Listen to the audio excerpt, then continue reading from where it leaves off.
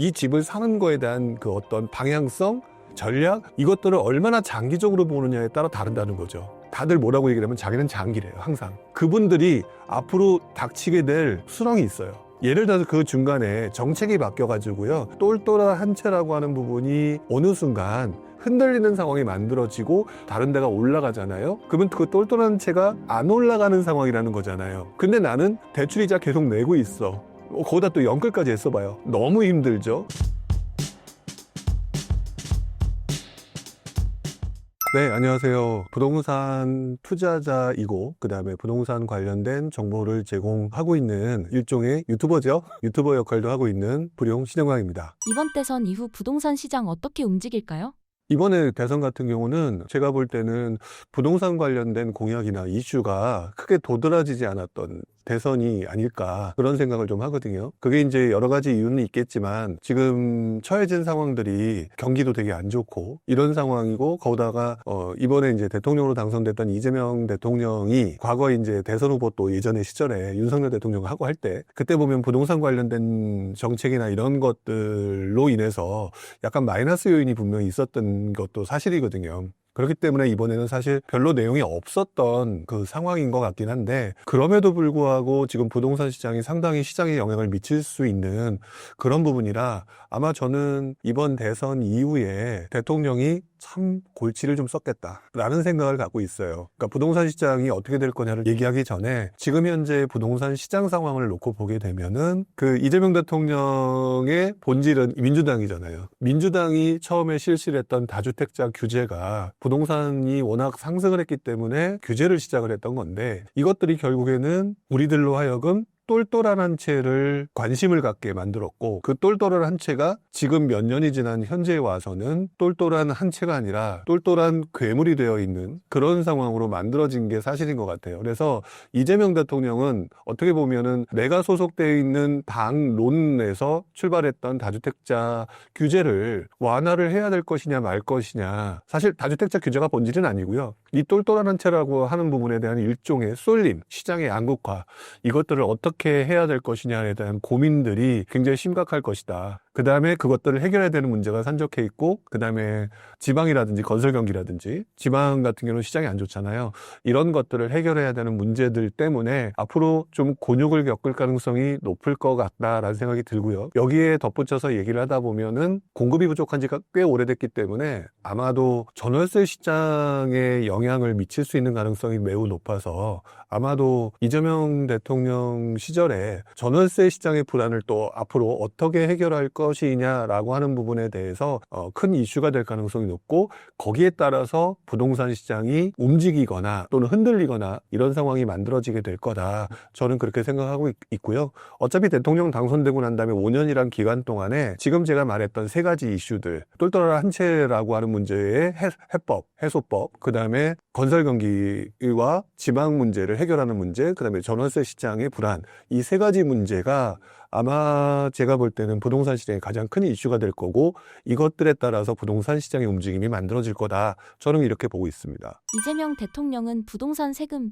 규제보단 공급 확대에 초점을 맞춘다고 했는데요. 이는 기존 민주당 정부와는 다른 접근인데 이 부분을 어떻게 보시나요? 저는 이 부분을 사람들이 되게 단편적으로 보고 있다라고 생각이 드는데요. 솔직히 이렇게 말씀을 드리면 어떻게 받아들일지 모르겠지만, 정치 쪽에서 얘기하는 얘기가 100% 반영됐던 적이 있었나 생각해보면 그렇지 않은 적도 분명히 있었잖아요. 그러니까 무슨 규제를 하지 않고 뭘 어떻게 하겠다, 이런 부분에 대해서는 여러분들이 그런 생각을 지금 가지고 있겠구나, 이렇게 생각하면 되겠지만, 그것들을 기준으로 해서 뭔가 판단을 내리기에는 조금 미흡하지 않나라는 생각이 들어요. 이재명 대통령이 무엇을 어떻게 하고 무엇을 하지 않겠다라고 얘기했던 것보다 더 중요한 거는 지금 시장이 어떻게 돌아가느냐, 그리고 그 돌아가는 시장의 모습으로 인해서 국민들이 어떻게 생각하느냐가 앞으로 나올 정책들을 더 크게 만들 거고 크게 바꿀 가능성이 있을 거거든요. 예를 들어서 세금 정책을 하지 않겠다라고 얘기했는데 갑자기 요즘에 지금 서울시장이 좀 안 좋잖아요. 아니, 안 좋은 게 아니라 굉장히 불장이라고 얘기할 정도의 모습이잖아요. 그러면 세금을 안 하고 뭐를 규제 안 하고 할 거야 라고 처음에 얘기를 했는데, 그거는 일반론이고 지금 시장이 난리가 났다라면은 많은 국민들이 그걸 보면서 이거 어떻게 해결해야 될 거 아니야 라고 얘기하게 되면, 그거 해결 안 할 수는 없을 거잖아요. 그러면 일반론적으로는 안 하려고 했으나 급박한 이 상황을 해결하기 위해서는 이렇게 할 수밖에 없다라고 하는 명분이 생기는 거고, 그러면 결국에는 그 정책이 일반론적으로 얘기를 했던 내용과 달리 바뀔 수가 있는 거죠. 그 부분을 너무 크게 받아들이실 필요는 없다. 일반론적으로 예전처럼 규제를 강화했을 때 발생되는 부작용들이 있기 때문에 이번 정부는 그것들을 좀 조심하겠다는 얘기구나. 이 정도로 받아들이시는 게 가장 좋다. 그걸 갖다가 철석까지 믿겠다. 이렇게 받아들이는 거는 좀 아닌 것 같아요. 앞으로 부동산 시장과 관련해 이번 정부는 어떤 방향으로 정책을 펼쳐나갈 것으로 보시나요? 이번 정부도 그렇고 과거도 정부도 그렇고 모든 정부는 부동산 시장이 예상보다 많이 오르는 거를 좋아하지 않거든요. 많이 오르게 되면 생각보다 많은 국민들이 이렇게 너무 많이 올라서 힘들어요 라고 얘기를 하기 때문에 그런 것들을 좋아하지 않는다고요. 이제 그런데 그 시장에는 또 반면에 부동산이 상승해서 나 돈 벌고 싶어요 라고 하는 그 사람들이 굉장히 많이 존재하고 있거든요. 그렇기 때문에 지금 우리 사람들은 돈 벌고 싶은 사람들은 그러니까 나 돈 벌려고 하는데 집값이 오르네? 서울 집값이 오르네? 근데 그게 똘똘한 한 채네? 역시 옛날부터 지켜왔던 똑똑한 한 채가 맞네? 라고 하는 자기 확신이 같이 맞물리면서 지금 쏠림 현상이 발생하고 있는 거거든요. 근데 정부 입장에서 바라보게 되면 이 내용은 전 국민들이 편안하게 살 수 있는 모습이 아니라 일방적으로 한쪽에 쏠린 모습이에요. 그렇기 때문에 이것들을 해결하기 위해서는 이것들을 해소하겠다. 근데 오른다? 그러면 1차적으로는 가장 먼저 뭘 할까? 일단 눌러야지. 이렇게 되는 수밖에 없는 거죠. 제가 볼 때는 1차적으로 원래는 제가 이번에 서울이 불장이다라는 얘기가 나오기 전에는 기본적으로 중장기 정책을 마련해서 진행을 할 거다라고 생각을 했었는데 보여지는 상황으로 봐서는 일단 서울 쪽부터 누르는 그런 모습부터 일단 눌러야 시작하잖아요. 눌러야 그 다음에 좀 편안하게 다음 정책을 고민할 거잖아요. 그러니까 일단은 서울 부분을 눌러놓고 그리고 또 사람들로 하여금 움직이지 못하게 엄포를 내야 되니까 모든 수단과 방법을 가리지 않고 뭐 이러면서 사람들한테 메시지를 던지는 거죠. 그러니까 서울 투자 좋은데 함부로 하면 우리 정부가 이렇게 할 거야 라고 하는 메시지를 지금 강하게 던지는 거라고 봐야 될 것 같습니다. 그동안 규제가 있음에도 집값은 계속 올랐는데요. 이번 정부의 규제는 효과를 낼 수 있을지 아니면 부동산 가격이 계속 오를 것으로 보시나요? 지금 사람들이 서울시장에 쏠림 현상들이 다른 그 어떤 때보다 큰 이유 중에 하나가 그동안 지켜보니까 계속 오르더라. 바로 이 각인 효과 때문에 사람들이 더 몰려드는 거거든요. 더 나아가서 계속 그렇게 각인 효과가 발생했는데 내가 이번에 마저 안 하면 나는 또 뒤처진다. 이런 그 어떤 현상들이 결국 군중심리가 만들어지면서 지금 이런 현상들이 만들어졌거든요. 근데 가장 큰 문제가 바로 그 부분이에요. 사람들은 각인 효과가 생기고 군중 심리가 몰려서 올라갔는데 그 과정에는 지금 말씀하셨던 것처럼 문재인 대통령 시절에 그렇게 강하게 규제를 했음에도 불구하고 올라갔기 때문에도 앞으로 그렇게 될 수밖에 없다라고 하는 각인 효과가 발생한 거거든요. 그 부분에 대해서는 100% 동의하는데요. 한 가지 놓친 부분이 있다고 생각이 들어요. 그게 뭐냐면 그런 현상들이 이번에만 처음 일어났겠느냐는 거예요. 이것들을 우리가 흔히 표현하자 보면은 부동산 시장의 역사라고 표현을 할 수가 있겠죠. 그러면 지금과 같은 똑같은 현상들이 과거에도 있었느냐, 그리고 과거에 있었는데 그때는 어떤 결과가 만들어졌느냐, 이 부분을 같이 보는 게 투자자라면 또는 부동산을 구입하려는 사람들이면 생각을 해야 되는데 제가 볼 때는 각인 효과만 발생하고 군중 심리가 발생한 상태에서 다시 한번 과거에 이런 더 비슷한 현상들이 일어났던 상황들을 돌아보지 못하는 상황이 발생하고 있는 것 같아요. 예를 들어서 문재인 정부 시절에 올랐기 때문에 앞으로도 오른다라고 하는 부분에는 논리적인 오류가 있어요. 왜 그러냐면 실제로 과거에 일어났던 현상이기 때문에 앞으로도 그럴 것이다 라고 생각을 하는 건데 그냥 우리 지금 이 내용 말고 상식적으로 지금까지 이래왔으니까 앞으로도 쭉 똑같은 방식으로 갈 것이다 라는 게 논리에 맞나요? 모순이거든요. 왜? 중간에 여러 가지 변수가 있을 수 있는 거거든요. 자, 그런데 그 변수를 보면서 많은 사람들이 그 변수가 뭐였냐면 정책이었어. 근데 그 정책이 수도 없이 많이 나왔는데도 올라가더라 라고 하면서 부동산 상승이라고 하는 논리에 갖다 맞추고 있는 거예요. 근데 역사를 돌아보게 되면 한 가지 조금 미묘한 차이가 있어요. 뭐냐면 문재인 정부 시절에 그렇게 많은 규제를 했음에도 상승을 했던 이유는요. 여러 가지 복잡한 이유가 있겠지만 수요자들이요. 직전에는 침체장이라고 하는 장을 겪었기 때문에 구매를 할 수 있는 구매력이 어마어마하게 높았어요. 그러니까 쉽게 표현하면 이거예요. 그때 서울 아파트 가격 평균 가격 5억대였어요. 근데 지금은요. 거의 10억에서 15억 사이 됐죠. 그러면 3배가 정도가 올랐다. 뭐 보통 이렇게 표현을 하는데 그러면은요. 지금 대충 문재인 대통령 시대 2017년이니까 지금 2025년이니까 한 8년? 7, 8년 정도 된 거거든요. 그래서 우리 월급이 3배 올랐나요? 그때는 예를 들어서 500만 원인데 지금은 1,500만 원 됐나? 생각해보면 그렇지 않거든요. 이 말은 바꿔놓고 말하게 되면 우리의 부담, 주택을 구입할 수 있는 부담이 상당히 높아졌다는 얘기고요. 높아졌다는 얘기는 그래서 떨어진다가 아니라 그래서 리스크가 커졌다는 얘기거든요.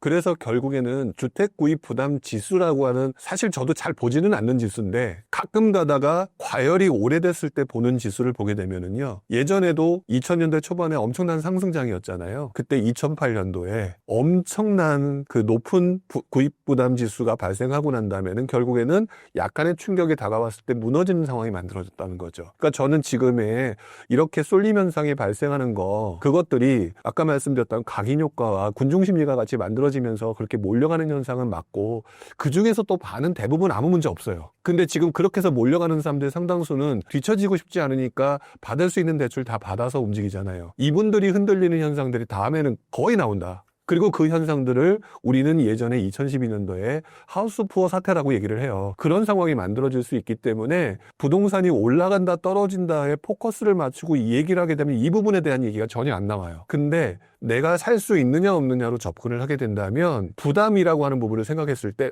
좀 조심해야 되겠구나. 근데 지금은 약간 조심해야 되는 시기다. 이렇게 접근하는 게 맞다라는 거죠. 그래서 약발이 먹힐 수밖에 없다. 그 근거로는 굉장히 많이 올라서 계속해서 오를 거라고 생각했던 2021년 이후에 금리 인상 사태를 경험했을 때 우리는 급속도로 수요의 위축을 경험했어요. 그래서 그때 뭐 30%에서 50% 떨어졌다는 거 기억나시죠? 근데 그 이후에 강남이 오르지 않았느냐? 원래 그래요. 처음 겪는다고 생각하실지 모르겠지만 어느 시기든지 그러고 난 다음에 위축됐지만 여전히 사람들은 부동산 투자로 돈을 벌고 싶어하는 사람 심리가 많기 때문에 그때 처음으로 접근하는 거는 항상 강남과 같은 상급지의 좋은 아파트들을 선택하려고 하거든요. 그래서 움직임은 항상 상급지의 메인 아파트, 강남 재건축, 이런 잠실 이런 것들이 먼저 움직이게 되어 있고요. 그거는 과거부터 지금까지 변함이 없어요. 그렇기 때문에 그 현상이 이번에만 있었던 현상이라고 생각하면서 앞으로 서울이 계속 갈 거야 라고 이 각인 효과를 만들기에는 지금 현재 우리의 어떤 부담 지수가 상당히 높다. 그럴 때는 가슴에 손을 얹고 생각해봐라. 내가 그래서 영끌에서 쫓아가야 되는 사람이 맞을지, 아니면 이거는 좀 위험하니까 조금 혹시 그런 분들이 좀 다쳐서 가격이 좀 떨어지거나 그랬을 때 이것들을 제대로 살 수 있다면 차라리 그때의 기회를 노리든지, 이렇게 좀 냉철한 판단이 좀 필요해야 되겠죠. 이번 정부의 향후 행보를 고려할 때 부동산 시장은 어떻게 흘러갈 것으로 예상하시나요? 일단 정부는 지금 말씀드렸던 시장의 양극화라든지 그다음에 지방 문제, 건설 경기 이런 부분들을 해결하기 위한 정책들이 계속 나올 것 같아요. 그래서 올해 같은 경우는 솔직히 이재명 정부가 들어왔는데 앞으로 어떻게 할지 아무도 모르잖아요. 그런데 지금 상황으로 보게 되면은 지금 7월달, 8월달, 9월달, 보통 부동산 정책은 7월달 아니면 9월달에 많이 나와요. 기본적으로. 왜냐하면 이제 새로운 이사철 되기 전에 우리 이렇게 할 거니까 너희들 조심해 라든지, 그러니까 니네들 이렇게 행동해, 이렇게 하기 때문에 앞으로 7월달, 8월달, 9월달 이 사이에 부동산 대책이 나올 거다. 아니면 이제 조급하면 좀 빨리 나오겠죠. 그 대책이 나왔을 때 그 내용을 통해서 이 정부가 앞으로 어떻게 하려는지를 되게 자세히 눈여겨봐야 된다. 가장 대표적으로 요즘에 또 재정 확장 정책 피겠다 이런 내용이 나온 것처럼 그런 내용들을 보면서 수많은 사람들이 얘기를 하는 그런 내용들을 들어보고 종합을 해보고 판단을 해야 되지, 지금 이렇게 움직이는 거는 좀 아닌 것 같아요. 그리고 난 다음에 그때 나오는 얘기들을 종합해 보면서 그때 내 움직임을 결정해야 되는 게 맞고요. 그 가운데에서는 예를 들어서 극단적으로 쉽게 표현하자면 아까 말씀드렸던 시장의 양극화를 해소하고 지방을 살린다라고 하는 부분이 만들어진다면 지방에서 기회가 올 수도 있는 거기 때문에, 그렇다면 그때쯤 그 상황을 보면서 지방에서 기회를 한번 만들어 볼까라고 생각할 수도 있는 거예요. 그리고 전월세 가격이 올라가고 그 다음에 시장이 불안해지면 당연히 그 전월세 가격을 해결하기 위해서 여러 가지 또 대책이 나오겠죠. 또 그 나오는 가운데에서 또 다른 기회가 올 수 있는 거거나, 또는 예를 들어 전세 가격이 올라가게 되면 예를 들어서 지금 내가 돈은 없지만 예를 들어서 갭이 붙었으니까 이런 것들은 내가 살 집을 미리 산다는 차원에서 미리 구입을 하겠다라든지, 이런 식의 상황이 제가 볼 때는 올 하반기에 나와야 될 것 같고 나올 것 같아요. 그리고 본인이 그렇게 준비해야 되고요. 그러니까 지금은 저한테 물어보실 때 많은 분들이 그래서 여기를 사요 마요라고 얘기를 하시는데 그렇게 질문하시면 틀릴 가능성이 많이 높을 것 같고요. 일단 올 하반기에 이재명 정부의 그 어떤 스탠스 이것들을 조금 지켜보셔야 된다. 그렇다면 지금 너무 급하게 사실 상황은 아닌 것 같다라는 생각이 들고요.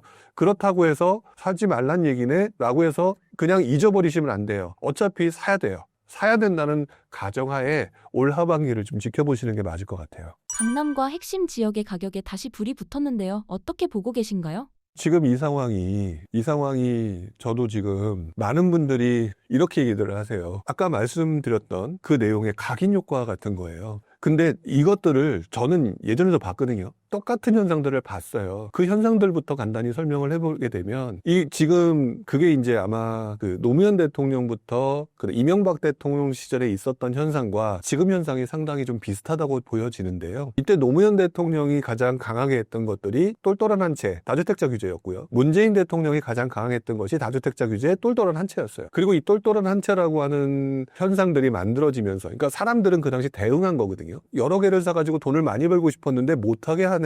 근데 못하게 하는 상태에서 한 채만 사야 되는데 그랬더니 사람들이 전부 다 강남으로 몰려오네 라는 것들을 몇 년에 걸쳐서 봤거든요. 노무현 시대도 봤고 문재인 시대도 그걸 본 거예요. 자, 이렇게 봤는데 그 와중에 우리들이 본능적으로 행동하는 것 중에 하나는요. 지금 잘 되는 것에 가서 나도 거기에 동참하고 싶어 해요. 이게 군중심리죠. 이제 이런 것들이 같이 맞물리다 보니까 어떤 현상들이 더 강해졌느냐. 똘똘한 한 채가 더 수요가 늘어나면서 그 어떤 규제에도 불구하고 강한 상승을 보였다는 거죠. 지금도 마찬가지예요. 사실 우리는 지금 이재명 대통령 시절에 접어들면서 그러니까 문재인 시대, 윤석열 시대, 그다음에 지금 이재명 시대를 봤잖아요. 자, 그런데 문재인 시대 때 출발했던 다주택자 규제가 똘똘한 한 채라고 하는 부분이 만들어지게 사람들의 심리를 만들었고요. 똘똘한 한 채라고 하는 심리를 만들면서 계속해서 눌렀는데 그 당시에 무슨 12.16 대책, 그다음에 그 9.1 대책 등등 되게 많은 대책이 나왔는데도 불구하고 강하게 움직였거든요. 왜?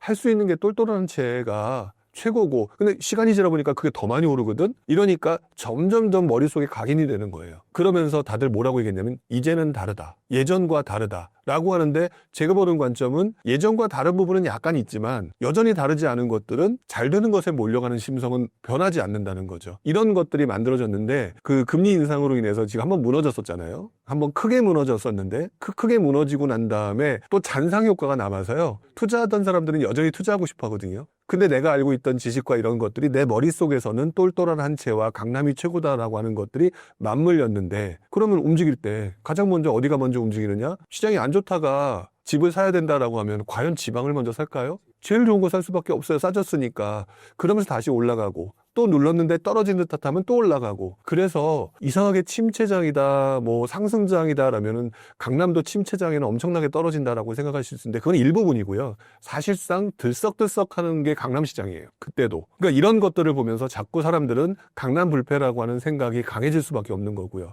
장기적으로는 강남 불패죠. 근데 중기적으로 이렇게 쪼개서 보게 되면 강남 불패 속에서의 미묘한 소파동이 발생해요. 그런데도 불구하고 이 소파동 중에서 조금 떨어지는 부분에 대해서는 무시하고 올라간 것만 얘기를 하는 거죠. 그러니까 각인 효과가 점점 강해지는 거예요. 근데 문제는 이때에 극단적인 쏠림 현상이 만들어질 수 있다는 거죠. 그래서 지금 보게 되면 강남이 그럼에도 올라간다. 윤석열 정부 시절에 들어왔을 때 떨어졌다가 반등하고 또 누르니까 떨어졌다 반등하고 다시 오세훈 시장이 그거 소재 푼다는 얘기가 나오니까 다시 반등하고 그러니까 강남이라고 하는 동네가 원래 그래요. 눌러놓으면 반등하고 눌러놓으면 반등하고 왜? 다 좋아하니까. 이런 것들이 발생되는 것들을 우리는 그것들을 불패라고 받아들인 것이 아닌가. 그러면서 지금 내가 뒤처지면 안 된다니까 막 몰려간 거죠. 그런데 제가 볼 땐 또 누를 거예요. 이재명 정부가 들어섰는데 지금 첫 번째 시험대에 올랐었잖아요. 그런데 니네들은 진짜 웬만하면 안 죽는구나. 내버려둬야 되겠다. 과연 이럴까요? 또 누르겠죠. 그럼 또 누르면 누군가는 영끌했는데 또 그분은 또 다칠 수 있는 상황이 만들어지고 이런 것들이 계속 반복되기 때문에요. 강남에 들어가지 말라는 거 아니라 지금 들어가는 건 아니다라는 거죠. 오히려 또 누를 가능성이 높아지고 이재명 정부의 정책이 또 그쪽으로는 규제나 이런 것들이 나올 가능성이 있고 그렇다면 차라리 누르고 난 다음에 사람들이 뜨거워하고 놀랬을 때 들어가는 게 더 유리할 수 있어요. 이렇게 가야 되는 게 맞는 건데 이게 원래 투자의 기본 패턴이라고 저는 생각하는데 지금 거꾸로 가고 있다는 거죠. 너무 각인 효과가 강해요. 그렇다면 규제를 계속하는 게 아니라 현재 상황을 인정하고 다른 정책이 나올 수도 있나요? 그러니까 말을 너무 간단하게 받아들이면 안 돼요. 그 말은요, 예를 들어서 설명한 거기 때문에 그거의 뉘앙스는요, 그러니까 강남 아파트 오르든 말든 상관 안 하겠다 이렇게 받아들였다면 이거는 문해력의 문제가 있는 거예요. 문해력의 문제가 있는 거라고요. 그게 아니라 강남 아파트가 뭐 되든 뭐 한강변에 있는 아파트가 되든이라는 거는 신화적인 시장이 돌아가는 부분에 대해서 함부로 건드리지 않겠다라는 것들을, 예전에는 강남을 눌러서 미친 듯이 올랐고 이렇기 때문에 그것들을 함부로 하지 않겠다라는 신호를 보여준 거고요.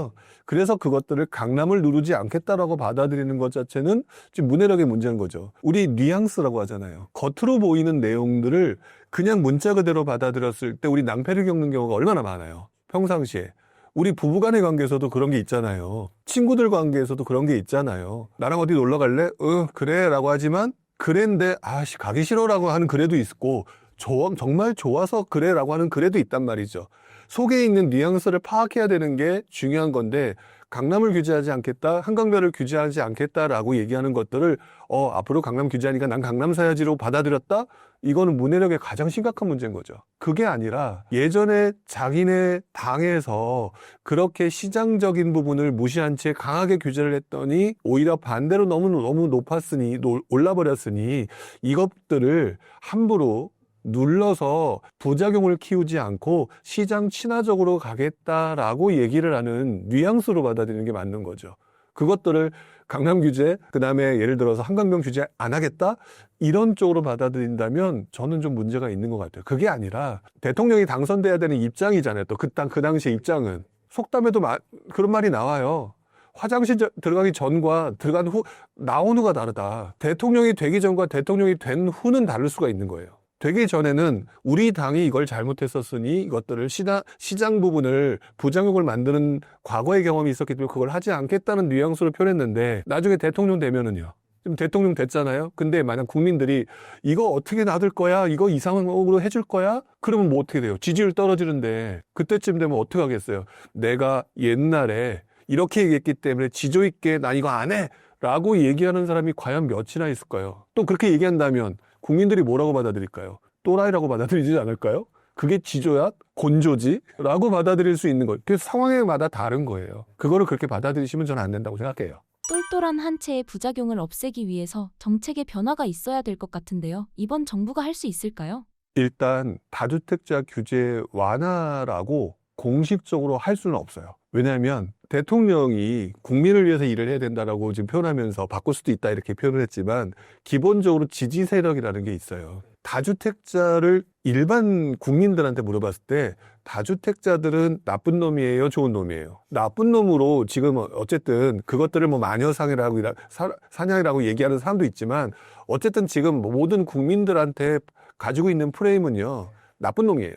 근데 나쁜 놈을 풀어주겠다? 더 나쁜 놈이 돼버려요. 그렇기 때문에 지금 다주택자 규제 완화라고 하는 부분이 처음 단추를 그렇게 꼈기 때문에 지금 그것이 똘똘한 한 채라고 하는 괴물을 만들었고, 그게 부작용이다라고 얘기를 했지만, 그러니까 풀어야 되겠다라고 얘기하기에는 명분이 너무 부족해요. 그래서 다주택자 규제 완화라고 하는 부분은 사실 아마 제가 볼 때는 공식적으로 규제 완화를 하겠다라고 하는 내용은 단 한마디도 하지 않을 거라고 봐요. 왜 그러냐면 다주택자 규제 완화 이꼴 나쁜 놈 살리기라고 하는 프레임이 여전히 남아있는 상태에서는 그 얘기를 하지 않는 거죠. 그렇다면 어떤 식으로 할 수밖에 없겠느냐라고 생각하게 되면 다른 명분을 만들어내야 돼요. 그렇다면 우리 뭐 투자자들이나 이런 분들은 다주택자 규제 완화했으면 좋겠다는 얘기 되게 많이 하잖아요. 근데 절대 그렇게 못 한다고요. 왜? 대다수의 국민이 싫어하는데. 그렇기 때문에 과거의 사례를 가지고 한번 얘기를 해봐야 돼요. 과거에는 그것들이 어떻게 풀렸냐, 실제로 똘똘한 한 채라고 하는 그 강했던 그 패러다임이 왜 바뀌었느냐라고 하는 부분을 생각해 보면 역시 노무현 시대부터 이명박 박근혜 시대까지 이어져온 상황을 좀 봐야 되거든요.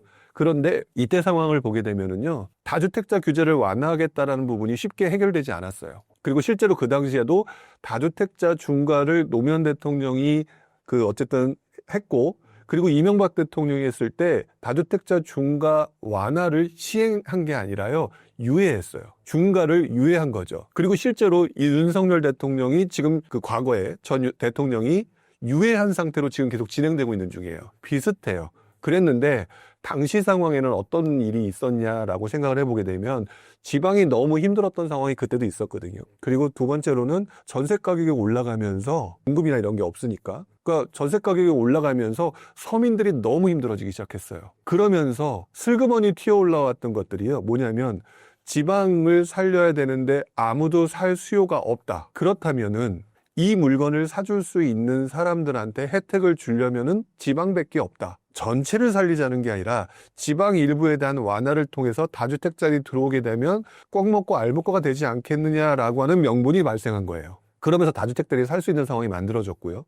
전세 가격이 엄청나게 폭등하는 상황이 만들어지니까 다주택자는 나쁜 놈이라고 하는 프레임에서 어떤 프레임이 만들어졌냐면요. 다주택자는 나쁜 놈이란 프레임은 뒤로 가버리고요. 지금 전세 가격 폭등을 해결해야 되는 게 정부의 강력한 입장이 돼버린 거예요. 그랬더니 그때부터 나온 게 그렇다면 이것들을 해주기 위해서는 나쁜 다주택자가 아니라 좋은 다주택자들을 만들어서 이 사람들이 이것들을 사가지고 전세 공급을 해줘야 되겠다. 그런데 그걸 다 풀면 사람들이 그러면서 임대사업자 제도라는 것들을 도모를 해요.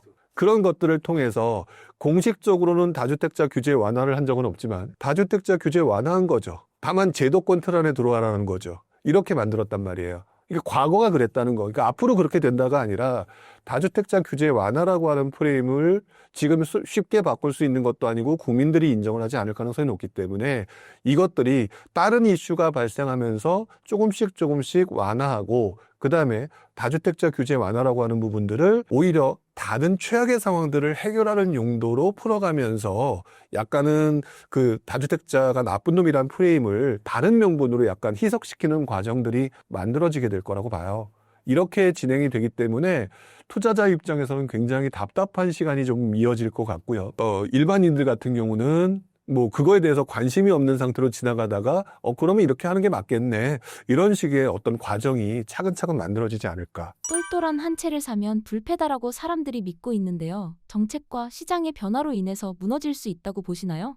그러니까 아닐 수도 있고 무너질 수 있었던 게 실제로 사실이기 때문에 그래요. 근데 사실 좀 더 정확하게 얘기하게 되면 노무현 시대 얘기했고요. 문재인 시대 얘기했고 지금 얘기했잖아요. 그러면 우리는 지금 노무현 시대와 뭐 박근혜 시대까지 하고 그 이후에 문재인 시대부터 지금까지 얘기했는데 얘를 끊었단 말이에요. 근데 얘를 합쳐놓고 말하게 되면 뭐야 똘똘한 채는 계속된 거잖아. 잠시 주춤했지만 이렇게 받아들일 수도 있는 거고 그게 맞는 거거든요. 그렇기 때문에 똘똘한 채가 영원할 수 있다는 것들이 맞을 수도 있는 말인 게 원래 우리는 좋은 입지를 더 좋아해요. 그러니까 똘똘한 채가 나쁜 게 아니에요. 문제는요. 사람들의 행동이 문제가 돼요. 그러니까 똘똘한 채가 영원할 거냐 아니면 반대로 될 거냐 이 질문이 조금 애매한 부분이요. 내가 그것들을 이 집을 사는 거에 대한 그 어떤 방향성, 전략 이것들을 얼마나 장기적으로 보느냐에 따라 다른다는 거죠. 근데 저도 여러 번 경험했거든요. 다들 뭐라고 얘기를 하면 자기는 장기래요. 항상. 그분들이 앞으로 닥치게 될 수렁이 있어요. 뭐냐면 예를 들어서 그 중간에 정책이 바뀌어가지고요. 똘똘한 한 채라고 하는 부분이 어느 순간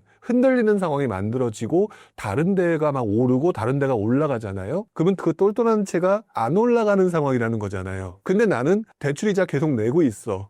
거기다 또 연끌까지 했어봐요. 너무 힘들죠? 그러면 한번 생각해 보세요. 제가 무엇을 말씀드리고 싶으냐면 그분은 그걸 경험해 본 적이 없다고요. 근데 뭘 경험하게 될 거냐? 내가 돈을 엄청 들여서 이자도 납부하고 했는데 별로 안 올라. 근데 저쪽 동네는 적은 돈으로 얼마를 투자했는데 엄청 올라. 견딜 수 있을까요? 못 견뎌요. 근데 그 상황을 경험해 본 적이 없어요. 그러다 보니까 지금은 되게 쉽게 얘기를 해요.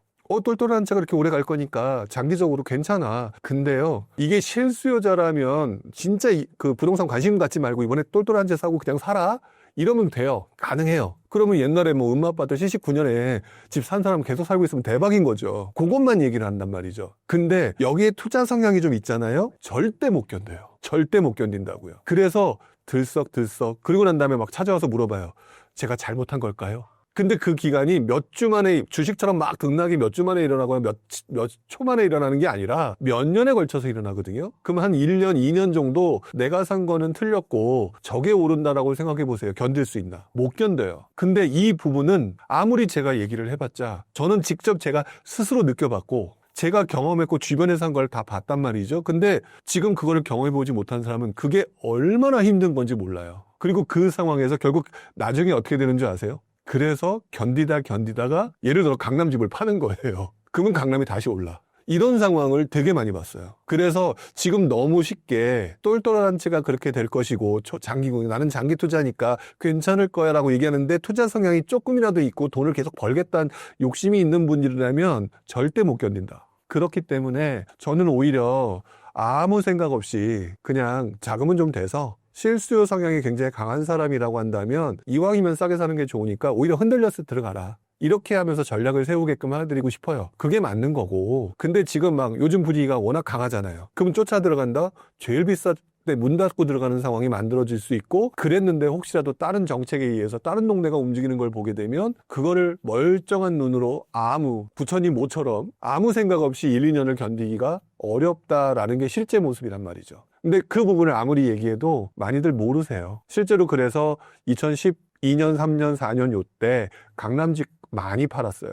못 견디고. 그런 사례도 있다. 그러니까 똘똘한 채가 떨어진다, 앞으로 막 바뀐다, 이거를 말하는 게 아니라 장기적으로는 똘똘한 채가 분명히 맞다. 정부의 정책이 흔들릴 이유가 없기 때문에. 근데 투자 성향이 조금 더 있는 분들 같은 경우는 간과하는 부분이 중간에 정책 변화로 다른 것들이 움직일 때 이것들을 올라가지 않는 것들을 붙들고 있으면서 닥치는 자괴감과 박탈감, 상실감이 굉장히 클 수가 있기 때문에 그런 부분도 생각해 볼 필요는 있는 것 같아요. 조금 지금 강남이 움직이는 거에 대해서 눈으로 보고 있는데도 불구하고 좀 약간 부정적인 표현을 하고 있는 가장 큰 이유 중에 하나는 그거를 사는 사람들이 들어가는 지금 대출 비용이 어마어마하다는 거죠. 대출 비용이 어마어마한데 1, 2억 받겠어요? 그거 하는데? 맞벌이 한다라고 해가지고 하는 분들 같은 게 그냥 받아버리는데, 그것들을 따지고 보면 1년에 아무리 적게 해봤자 5천이고 많게 하다면 1억까지 나올 거예요. 그렇게 된다고 한다면 예를 들어서 여러 가지 이유로 인해서 강남을 누르고 뭐 딴 데를 올리고 하는 정책 때문에